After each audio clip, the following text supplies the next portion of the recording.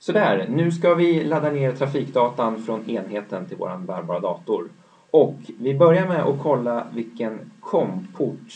vilket komportsnummer vår enhet har fått. Och då går vi ner till startmenyn och går mot höger mot den här lilla vita pilen som vi vänsterklickar på. Och så går vi upp till blåtands B1 och högerklickar.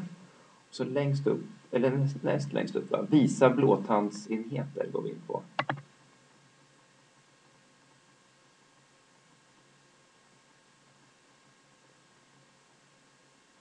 Vi söker datorn efter enheter som finns i närheten.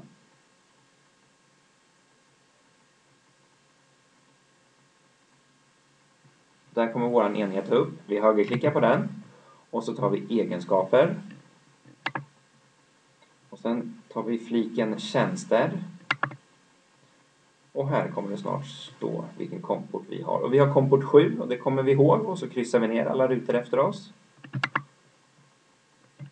Och sen startar vi Circega BTCom och den har den här blåtandsikonen som skrivbordsikon.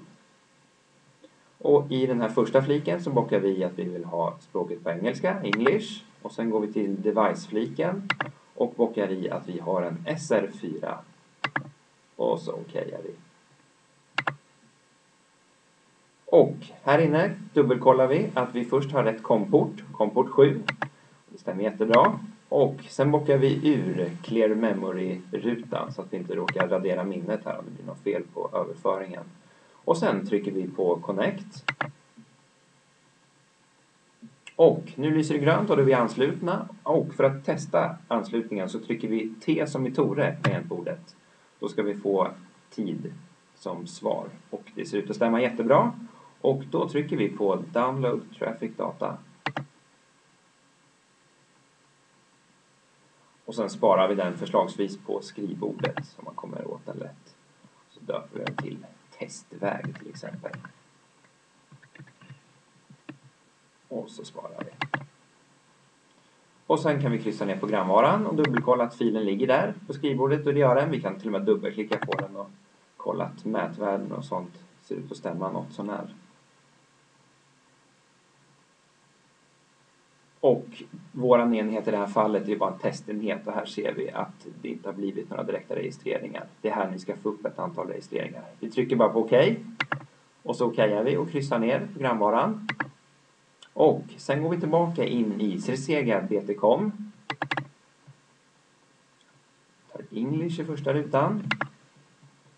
Device-fliken och så trycker vi på SR4 och så ska vi snart få in den. Så väljer vi igen då rätt komport 7. Och så bockar vi ur Clear Memory. Och sen tar vi Connect.